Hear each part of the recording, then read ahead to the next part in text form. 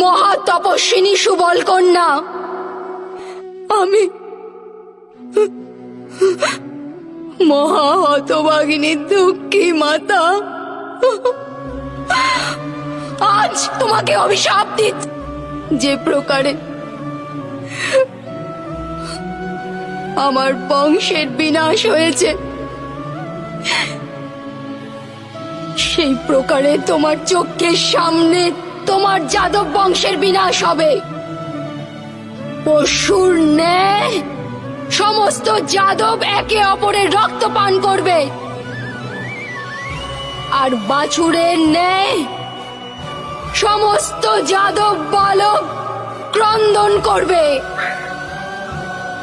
ওদের অশ্রু মুছিয়ে দেওয়ার কেউ থাকবে না।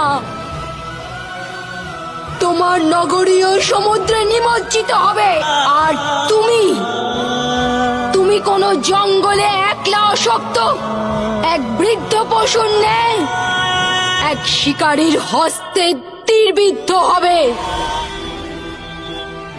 এক পুত্রহীন মাতার হৃদয় থেকে নির্গত অভিশাপ কখনো